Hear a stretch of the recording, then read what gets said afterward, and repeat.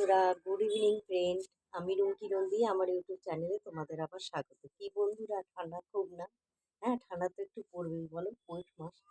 চলো, জল সাম্যের সেই হরমোনের ওপর যে সমস্ত জল সাম্য বজায় থাকে, তার এটা একটা বলেছি কালকে, আজকে আর একটা হরমোনের বলবো, অ্যাড্রিনাল কর্টেক্সের।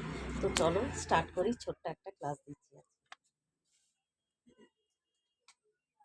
অ্যাড্রিনাল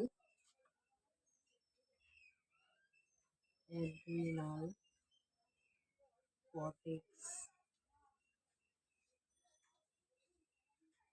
দ্বারা নিঃসৃত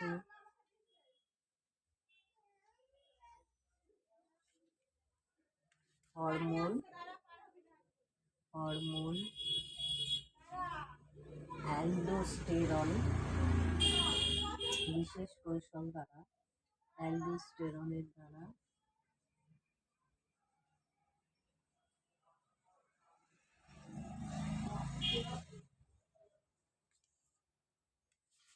বিশেষ কৌশল দ্বারা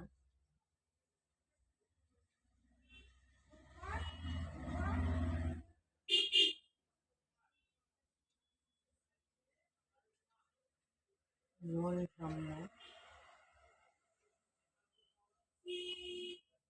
বজায় থাকে।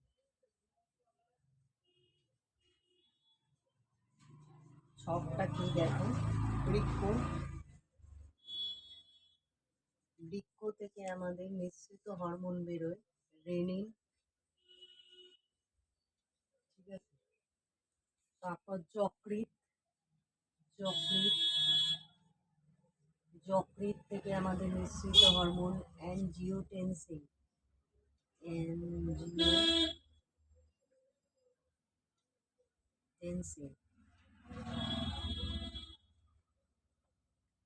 ফুসফুস থেকে বেরোয় এসি অ্যানজিওটেনসিন মান, এটা ফুসফুস থেকে বেরোয়।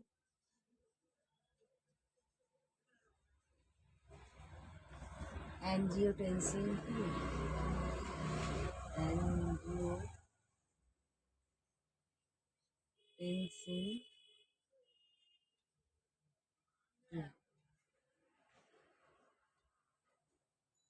উদ্দীপনা সৃষ্টি করে উদ্দীপনা সৃষ্টি করে করে অ্যাড্রিনাল কর্টেক্স অ্যাড্রিনাল কর্টেক্স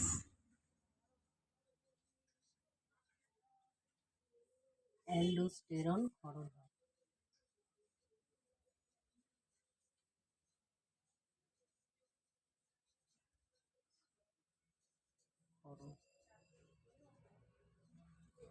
তাহলে অ্যাড্রিনাল কর্টেক্স আমাদের থাকে হচ্ছে বৃক্কের কর্টেক্স আর মেডালা, দুটো অংশ থাকে। আমরা এতে পড়েছি বায়োলজি ক্লাসে।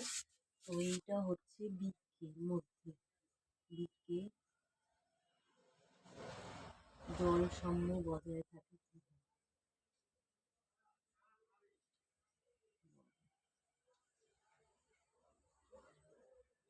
এই হচ্ছে ছক তোমাদের।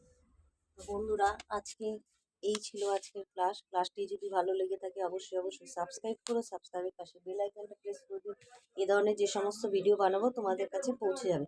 আর নতুন এই চ্যানেল যারা ভিজিট করছো অবশ্যই বন্ধু বান্ধবের মধ্যে শেয়ার করে দিও, একটা লাইক করে দিও। বাই বাই, চললাম, আজকের মতো ক্লাস এখানেই শেষ, টাটা। আবার কাল দেখা হবে তোমাদের সাথে। চলো, বাই বাই।